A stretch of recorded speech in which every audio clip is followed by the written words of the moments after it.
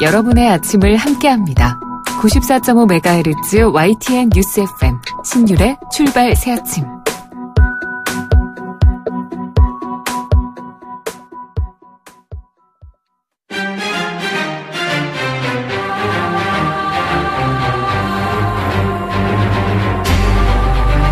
매일 아침을 뉴스로 깨웁니다. 신율의 출발 새아침. 예, 통합을 추진하는 안철수 대표. 지금 이 안철수 대표의 재신임을 묻는 국민의당 전당원 투표의 첫 번째 단계가 마무리가 됐죠. 그리고 오늘부터 이틀 동안 ARS 투표가 진행이 됩니다. 그리고 이번 주 일요일 날 최종 결과가 발표될 예정인데, 최종 결과가 어떻게 나오든 간에 당분간의 내용은 불가피할 것이라는 예측이 모두 나오고 있죠. 그래서 잠시 후 일부에서는 국회 부의장이시죠. 국민의당 박주선 전 비대위원장과 함께 얘기 나눠보겠습니다.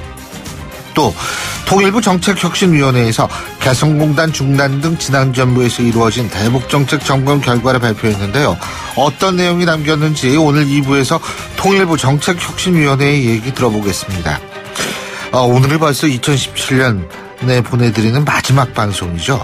그래서 오늘 3부에는 매주 금요일마다 함께하는 두 분, 경기대학교 김홍국 겸임교수, 미래전략개발연구소 김우석 부소장, 이렇게 두 분과 함께 2017년 가장 기억에 남는 정치 뉴스가 뭐가 있었는지 얘기 나눠보겠습니다. 12월 29일 금요일에 보내드리는 신율의 출발 새 아침, 먼저 광고 듣고 시작하겠습니다.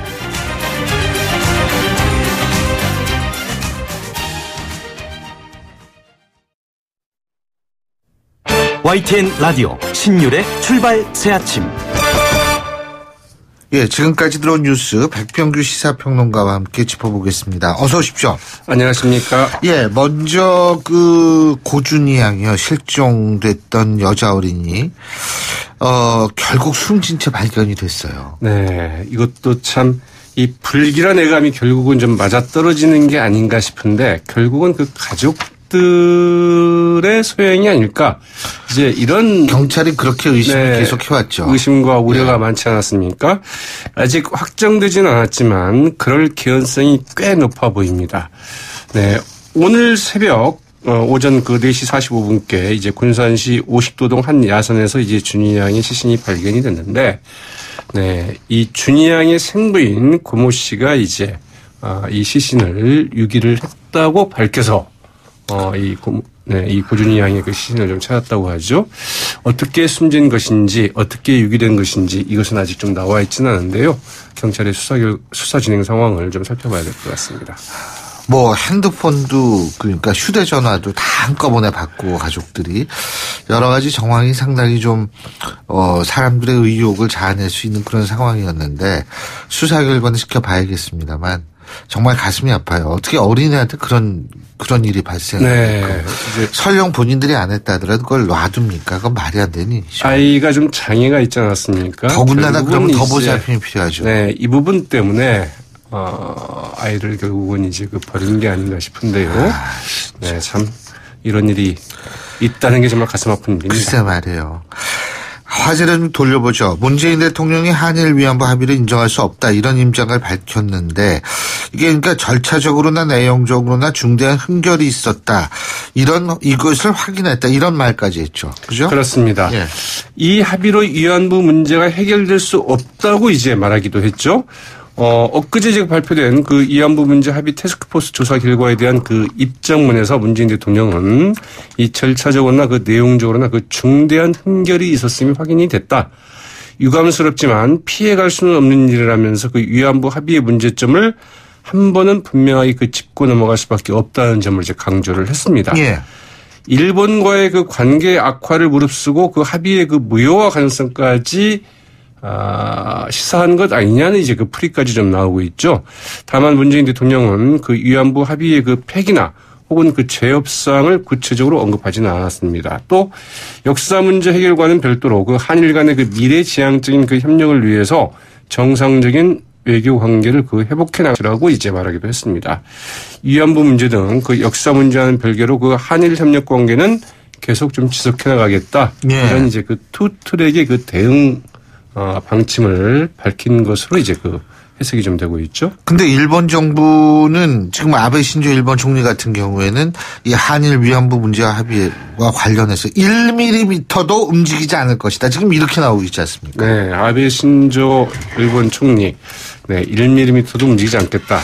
참, 이제 그 수사가 좀 그렇죠. 네. 네. 저도 깜짝 놀랐어요. 한국 정부가 추가적인 조치를 요구하더라도 일철 응하지 않을 것임을 이제 그 예고한 것으로 이렇게 보이는데요. 예. 이 고노다라고 일본 외무상이 그 엊그제죠. 근데 그때는 한국 정부가 위안부 합의를 그 변경하려 한다면 한일 관계 관리가 불가능하다 이제 말하지 않았습니까? 예. 일본은 어제 그 공식적인 그 외교 채널을 통해서도 그 한일 입장을 전달한 것으로 알려졌습니다.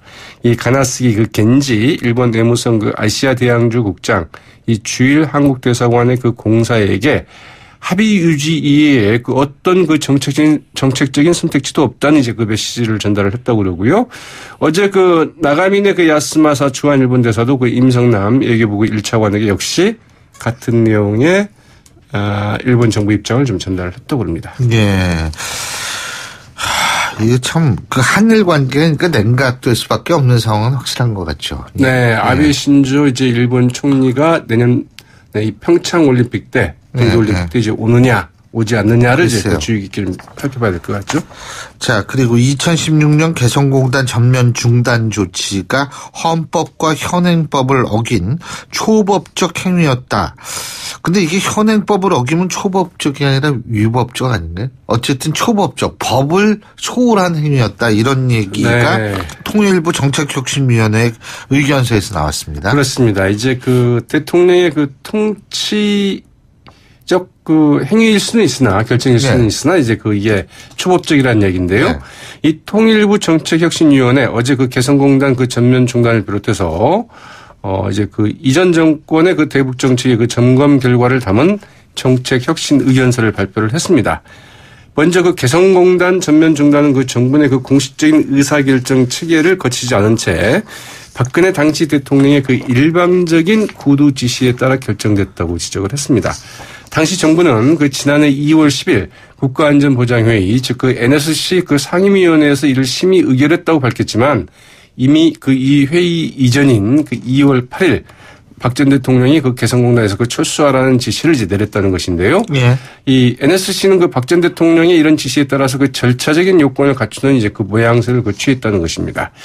통일부 정책혁신위는 이 NSC는 그 대통령의 그 자문기구이므로 NSC 그 상임위원회가 이를 결정할 법률상 권한이 없다면서 중요한 그 대외 정책은 국무회의의 그 필요적 심의사항 꼭 국무회의를 거쳐야 되는데 이를 거치지 않았다고 지적을 했고요. 이 박 전 대통령이 이제 누구와 어떤 절차로 이런 결정을 내렸는지는 확인되지 않았다. 이렇게 얘기를 하게 됐습니다. 그렇군요. 이 부분에 대해서 오늘 2부에서 좀 더 자세히 알아보고요. 자, 12월 임시국회가 사실상 오늘로 마지막 날에 맞게 되는데 본회의 개최 여부는 여전히 불투명하고 한 거는 없지 않습니까? 네. 예, 참 훌륭한 분들이에요. 지금 이제 오늘 여야 3당 원내대표 여의도의 그 한 음식점에서 그 조찬회동을 갖기로 했거든요. 만나긴 열심히 만나더라고요. 밥도 열심히 같이 먹고. 지금 아마 만나고 있지 않을까 싶은데요. 정수경 국회의장 주재로 이제 그 조찬회동을 하고 있는데 여기에서 이제 그 극적인 돌파구가 마련될지 여부가 굉장히 주목이 됩니다. 네. 지금까지는 회의적이었습니다. 더불어민주당은 그 개헌특위 등 그 쟁점 사안은 계속 뭐 이견이 있는 만큼 논의를 지속을 하되 시급한 민생 현안은 오늘 이제 그 원포인트 본회의를 열어서 좀 처리하자 이렇게 제안을 했지만 그러나 그 캐스팅 보트를 진 국민의당 이 자유한국당을 제외한 그 나머지 당만으로 그 본회의를 소집하는 데 대해서 반대 입장이라고 하죠. 그래서 이제 그 김동철 국민의당 원내대표 같은 경우에는 우원식 민주당 원내대표에게 더 이상 그 양보가 없다, 양보할 수 없다 이렇게 이야기를 했고 민주당의 그 태도가 안 바뀌면 만나는 게 의미 없다면서 이제 그 이야기를 했다고 합니다. 그래서 상당히 좀 관계한 입장인데요. 그러나 이제 그 바른정당의 입장이 굉장히 주목이 됩니다. 이 더불어민주당이 그 민생법안 우선 처리를 그 제안하는 것과 관련해서 오늘 그 본회의가 열린다고 한다면 참석하겠다 이런 입장을 이제 공식적으로 밝혔습니다. 이 자유한국당이 민주당의 그 제안을 거부하고 이 통합 논의를 진행 중인 그 국민의당도 본회의 개의에 그 부정적인 입장을 밝힌 것과는 달리 네, 이제 바른정당이 본회의에 응하겠다. 이런 방침을 밝혀서 예. 국민의당이 과연 어떻게 나올지 좀 주목되고 있습니다. 국민의당은 오늘부터 이틀 동안 바른정당과의 통합 찬반을 묻는, 근데 이게 사실 뭐 안철수 대표의 재신임을 묻는다는 설도 있고 뭐가 뭔지 모르겠어요. 근데 어쨌든 이 전당원 투표 두 번째 단계 ARS 전화 투표를 진행을 하죠. 네, 정확하게는 그 재신임 투표입니다. 예. 어제 엊그제 예. 이제 그 중앙선거관리위원회 그 K부팅 시스템을 이용한 그 온라인 투표를 실시하지 않았습니까? 예. 투표율 최종 그 17.6%를 이제 기록을 했고요. 오늘부터는 이제 그 온라인 투표에 참여하지 않은 당원을 대상으로 ARS 전화투표를 실시하게 되는데 일단 투표율이 얼마나 나오느냐 이것이 네. 좀 중요할 것 같죠. 자, 그럼 여기에 대해서 30초 후에 우리 국회부의장을 맡고 계신 박주선 의원으로부터 입장을 들어보겠습니다. 오늘 말씀 여기까지 듣죠. 고맙습니다. 네, 고맙습니다. 예, 지금까지 박병규 시사평론가였습니다.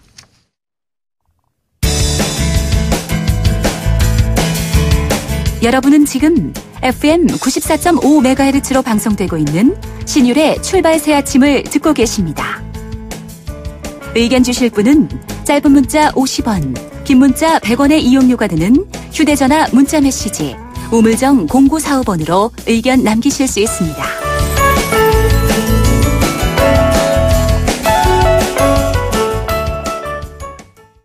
예, 지금 방금 말씀을 드렸죠. 국민의당 전당원 투표 어제까지 온라인 투표가 진행된 결과 17.63%의 투표율이 나왔고요. 오늘부터 ARS가 진행이 됐는데 그리고 돌아오는 일요일 날 안철수 대표 재신임에 대한 결과가 나오게 될 겁니다. 어떤 결과가 나오든 내용 만만치 않을 거란 분석 나오고 있죠. 국민의당 비대위원장을 맡고 계신 박주선 국회 부의장 맡으셨던 이죠. 비대위원장을. 자, 국민의당 박주선 국회 부의장 전화 연결해서 입장 들어보겠습니다. 박 부의장님 안녕하십니까? 네, 안녕하세요. 예. 아이, 뭐, 여기, 국민의당이 지금 계속 비상실해가지고 제가 비상대책위원장을 맡고 계시지라고 말씀을 잘못 드렸는데. 근데, 국정감사 모범 또 의원으로 선정도 되시고, 아유, 바쁘신데 언제 이렇게 또 일을 많이 하셨어요? 글쎄, 모범으로 선정을 해서 표창을 받았습니다만, 격려 말씀만 해주셔도 되는데, 상까지 주시고 그랬지 조금 몸둘 바를 모르겠습니다. 아유, 이거 보기가 좋죠. 보통 이렇게 국회 부의장 같은 중책을 맡고 계신 분들은 이게 또 자칫 딴 부분에 대해서 소홀할 수도 있는데, 이거 참 아주 훌륭합니다, 진짜. 아유, 감사합니다. 더 열심히 하겠습니다. 아유, 별 말씀. 자, 이거 국민의당 얘기하기 전에 제가 뭐 좀 여쭤볼 게 있는데, 어제 왜 국회 국회가 아니라 통일부, 이 정책혁신위원회에서 이 TF 활동 결과를 발표하지 않았습니까? 그죠? 네.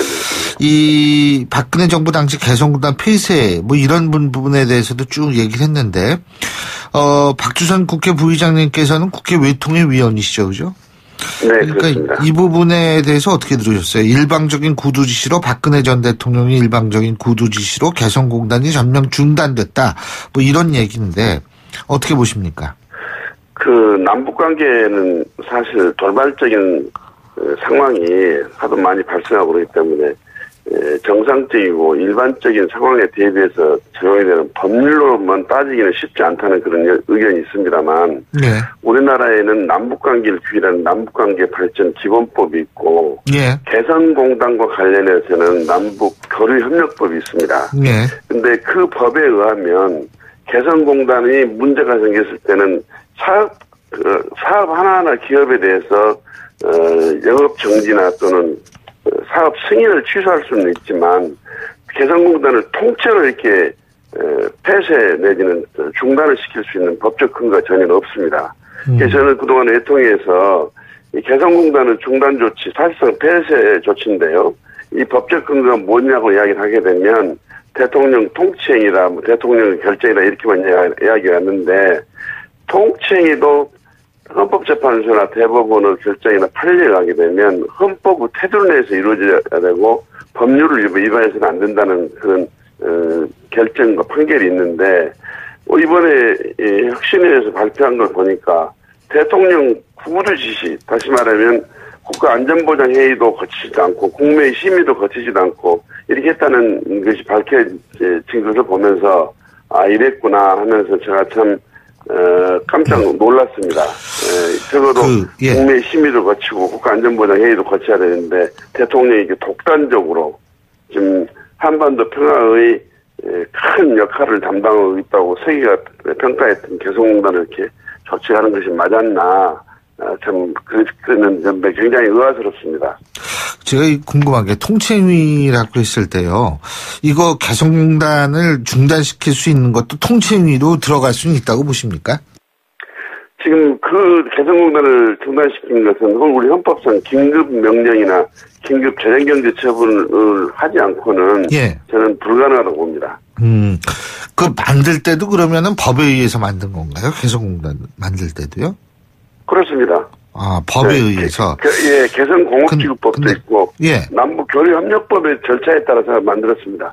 근데 물론 이제 북한이 우리나라 법의 적용을 받지도 않을 뿐만 아니라 북한이 하도, 무모한 행동을 하고 돌발적인 행위를 하기 때문에 법으로 모든 걸 규율할 수는 없고, 대통령이 헌법의 기초하에서 이루어지는, 긴급 명령이나 재정경제 처분으로 할 수는 있다고 저는 보여지는데 적어도 그에 상응하는 법적 조치가 근거를 둬야 된다고 저는 생각합니다. 근데 오늘 아침 조간신문을 보니까 이런 얘기가 나오더라고요. 남북 정상회담은 그럼 뭐냐? 이것도 그러면 헌법 테두리 내에서 이루어져야 하는데 이거는 어떤 법적 근거로 그렇게 됐느냐? 뭐 이런 얘기가 있던데 이런 부분은 어떻게 해석해야 되죠? 남북 정상회담은 우리 남북교류협력법이나 또는 남북관계기본발전법에 의하면 통일부 장관 허가를 받으면 남북 간에 왕래를 할 수가 있고 남북 접촉이 가능하고 그렇습니다. 그런 테두리 내에서 할 수 있다고 저는 봅니다. 근데 이게 정상회담이 단순한 접촉은 아니지 않습니까? 아니 이게 지금 대통령으로서의 고유한 통치권이라 하지만 헌법에 그렇게 한 것이 통일부 남북관계 기본발전법 법적 근거가 있거든요. 정상회담을 할 수 있도록 돼 있고 특사도 파견할 수 있도록 돼 있고 돼 있습니다. 알겠습니다. 그러면 이게 이렇게 됐으면은 이거를 어떻게 처리를 해야 되죠? 지금 초법적 통칭이었다. 지금 통일부 정책혁신위원회 여기에서는 그렇게 얘기를 하던데 이거를 지금 상황에 따라서 대통령 기록물이라도 열람할 필요가 있다고 보십니까? 저는 이것이 대통령 위법적 조치라 한 것에는 저는 동의를 하고요. 그렇다고 초법적 통칭이라는 거죠. 위법이 아니고. 제가 볼 때는 위법행위라고 봅니다. 위법행위라고 보세요? 헌법 테두리 내에서 이루어져야 한다는 대법원 판례 헌법재판소 결정이 있거든요. 지난번에 김대중 정부 대북송금 특별법을 할 때도 그때 정부에서는 대통령이 판단했다는 통칭이라 했지만 전부 유죄 판결을 내렸습니다. 헌법이나 법률의 테두리를 벗어난 통칭행위는 민주법치국가에서 인정될 수 없다 해가지고요. 그런 맥락에서 봐야 된다고 저는 봅니다. 위법행위다. 그렇다면 여기에 대한 조사나 수사가 따라야겠네요. 그죠? 그것은 이제 우리 수사기관이나 또 특히 이 범죄라는 것은 위법행위가 된다 할지라도 형사상의 범죄가 될 수 있는 부분이 있고 아니면 그런 단순 위법이나 불법이 될 수 있는 부분도 있고 동기나 또 과정이 꼭 수사가 따라야 할 필요가 있겠냐는 걸 판단해야 되기 때문에 저는 이 시점에서 박근혜 전 대통령을 이 문제 가지고 수사하라는 이야기는 아닙니다.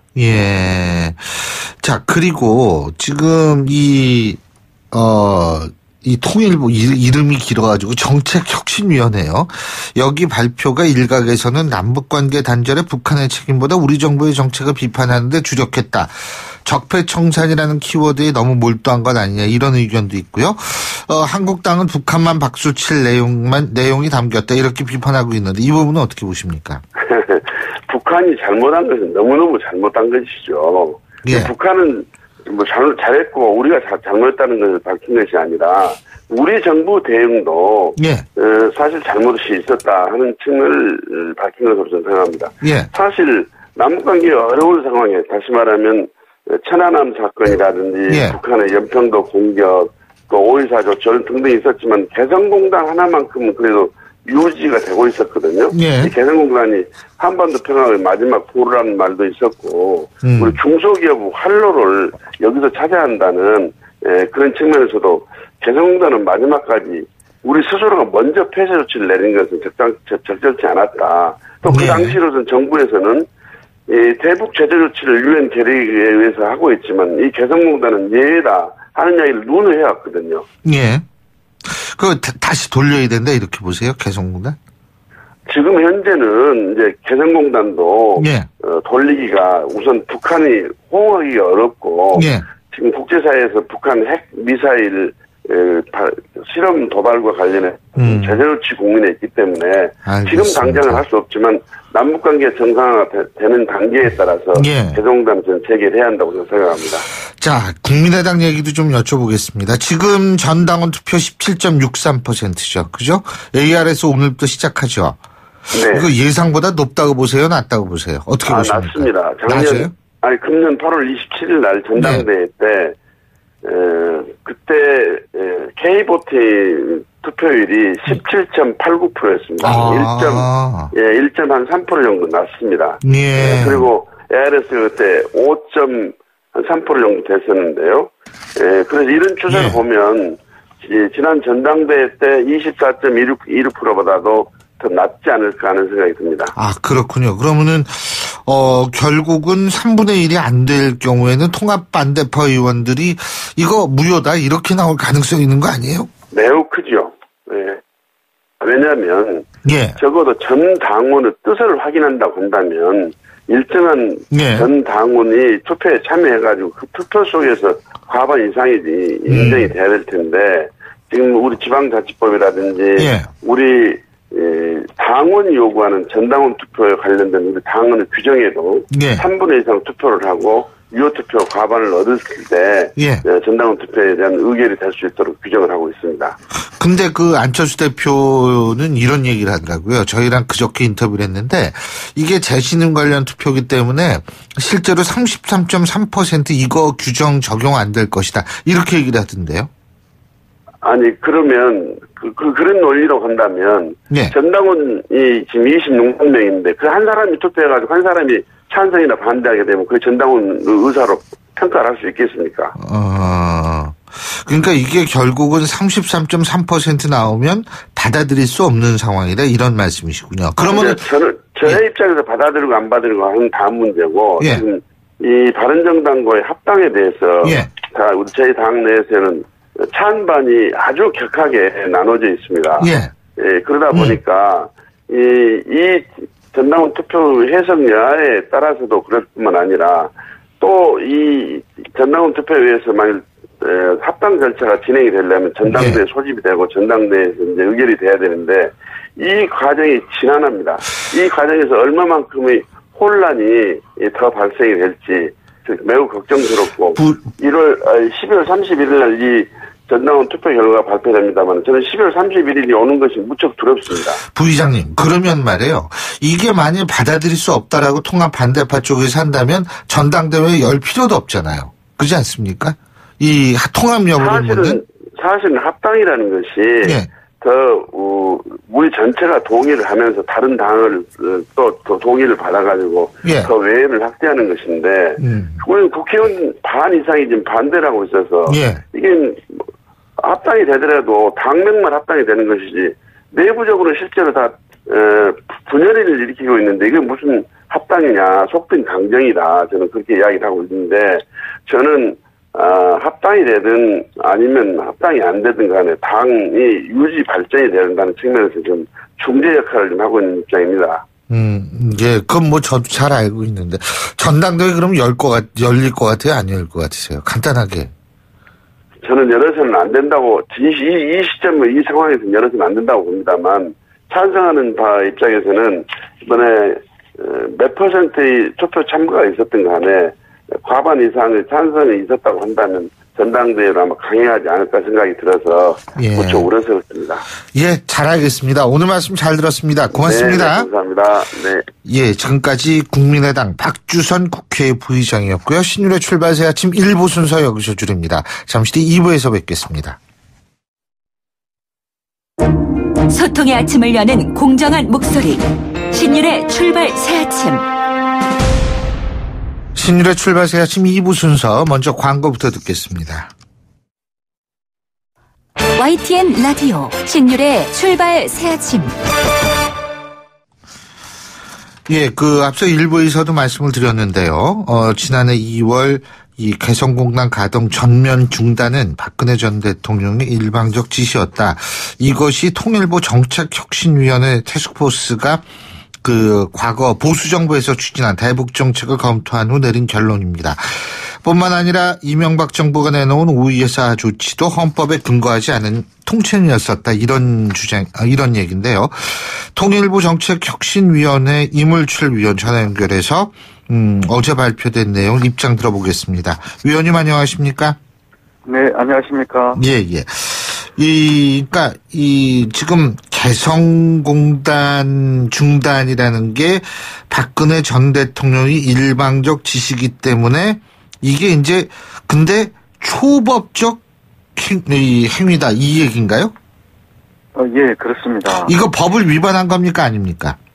이제 이게 법을 위반했을 경우에는 이제 위법행위라고 하고, 네. 이제 법을 뛰어넘는 통칭은 이제 초법적 행위라고 이제 저희들이 규정을 했는데요. 네. 그러니까 위법행위는 법률상으로 이제 이런 행위는 해서는 안 된다는 예. 것을 명확하게 이제 규정한 경우인데, 사실은 개성공단 중단이나 오이사 조치 같은 경우는 법률에 규정한 부분이 없습니다. 그러다 보니까 이제 저희들이 이 초법적 행위다 또는 이제 헌법이나 법률에 근거하지 않은 행위다 이렇게 이제 규정을 한 것이고요. 예.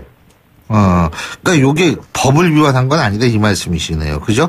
그러면은 초법적 통칭이라고 봤을 때 이게 잘못이라는 얘기입니까? 아니라는 얘기입니까?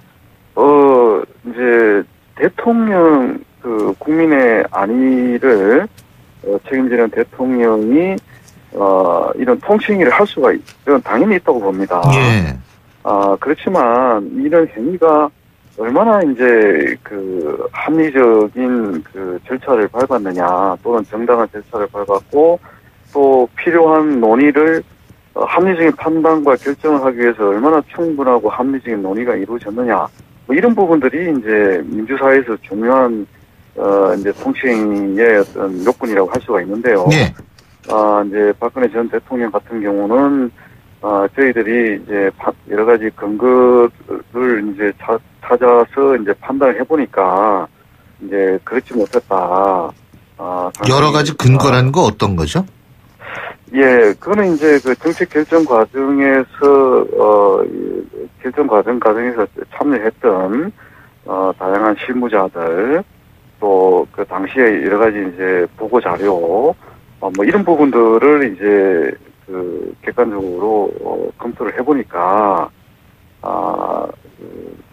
법에 근거한 결정도 이루어진 것도 아니고 또 정부 내에서의 어떤 공식적 의사결정 절차도 알겠습니다. 성수하지 않았다 이렇게 이제 보는 거죠. 그런데 오늘 아침 조가신문 보니까 그러면은 남북 정상회담도 통칭이 아니냐 이런 얘기 나오거든요. 사실 그건 너무 좀 비약적인 부분인 것 같거든요. 어떤 면에서요? 예서 남북 정상회담이라는 것은 예. 이제 남북 정상회담을 추진하기 위해서는 아마 정부 내에서 상당히 많은 준비를 사전에 할 겁니다. 예. 치열한 내부에서 상당히 이 필요성에 대해서 상당한 치열한 논의도 할 거고 또 관련된 이제 법적 어떤 절차 부분도 저는 어느 정도 고려할 거라고 봅니다. 근데 그건 이제 추론 상태죠, 그죠? 예, 요건 드러난 그렇죠. 거고. 예. 예, 그래서 이제 이 남북 정상회담이 국민들의 어떤 여론에도 부합하고 또 꽉 막힌 남북 간의 경색을 푸는데도 또 일정한 기여할 수 있다는 나름대로의 어떤 자신감, 뭐 국제사회의 관계 이런 부분을 종합적으로 고려해서 추진할 겁니다. 근데 이제 이번에는 이거는 그렇지 못했다 이 말씀이신데요, 그렇죠? 예, 맞습니다. 예.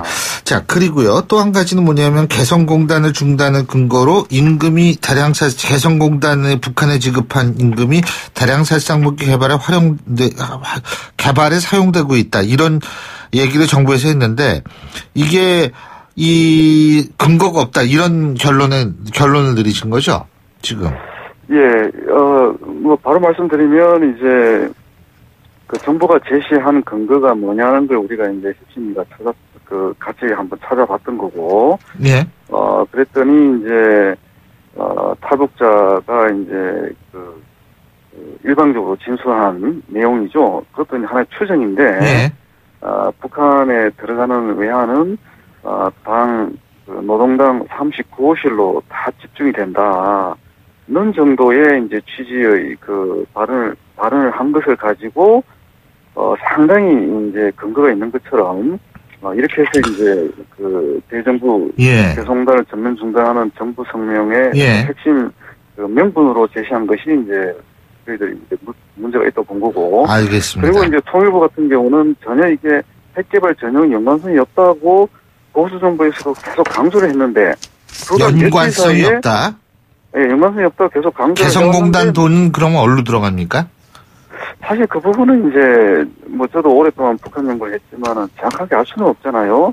다만 그러니까 여러 가지 가능성은 다 배제할 수 없는 거 아니에요? 있는 거죠. 그렇죠. 네. 예, 외화 수입의 일부가 군사적 목적으로 사용됐을 가능성도 분명히 있을 겁니다, 아마. 제가 이제 여쭤본 이유가 이게 예. 오늘 이 반대쪽에서 얘기하는 건 뭐냐면, 자, 지금 미국이 북한에 대한 경제 제재하고 원유 중단하는 것도 결국은 그런 것들이 다 미사일 개발, 핵 개발로 들어가기 때문에 하는 건데, 그렇다면은 거기에는 증거 있느냐고 물어보면 어떻게 할 거냐. 그 미국도 그 어떻게 증거를 제시하냐 이런 논리를 세우더라고요. 예, 저도 그런 부분을 충분히 저희들도 고려했고요. 예를 들면 이제 그 부분을 이제 바로 그렇게 이제 해석해서 설명하기 좀 그런 것 같은데. 예. 예를 들면 개성당은 정말 1조 원이 넘는 우리 정부 예산 그리고 예. 민간 자본의 민간 기업인들의 투자가 이루어졌던 곳이고. 예.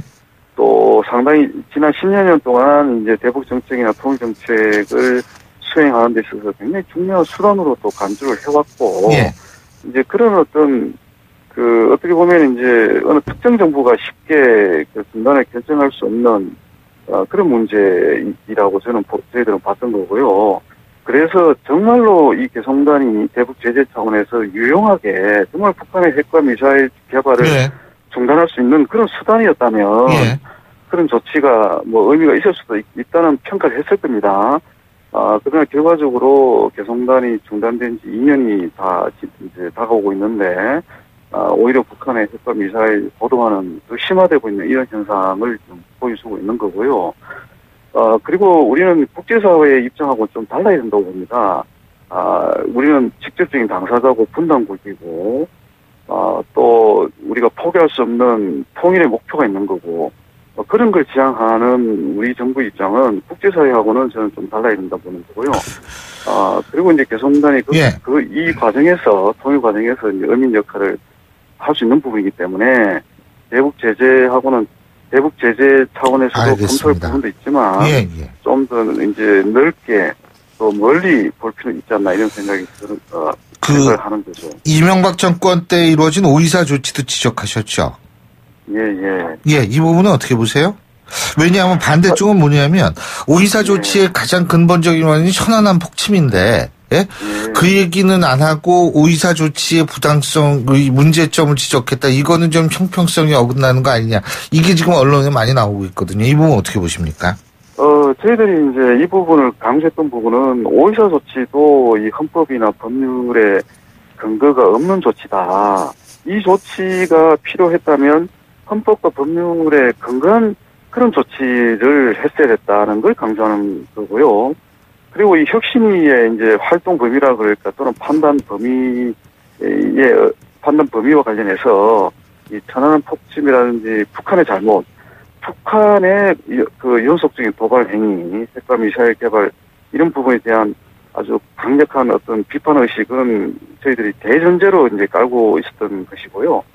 이 혁신은 기본적으로 통일부가 앞으로 미래지향적으로 대북 정책이나 통일 정책을 추진한 과정에서 과거에 이런 잘못을 교훈 삼아서 앞으로 더 잘해야 된다는 더 잘하기 위해서 어떤 개선안이 필요한가에 초점을 맞췄던 거였습니다. 그런 면에서 북한의 잘못된 소행 이런 부분을 좀 더 강하게 지적을 하지 않았습니다.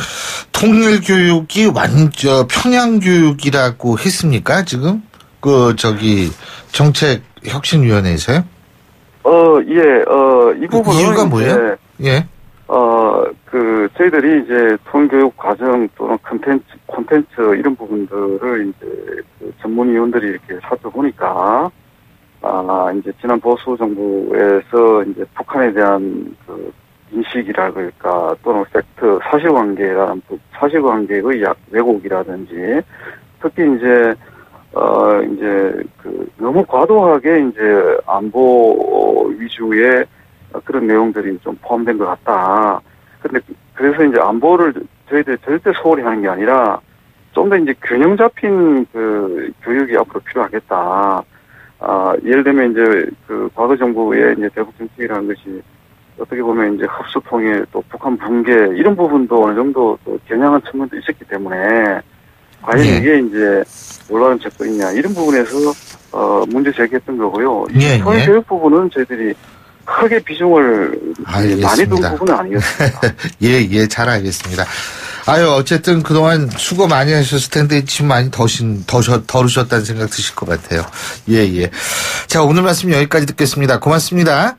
예, 감사합니다. 예, 지금까지 통일부 정책혁신위원회 이물출위원이었습니다. 신율의 출발세야 지금 2부 순서 여기서 줄이고요. 잠시 뒤 3부에서 뵙겠습니다.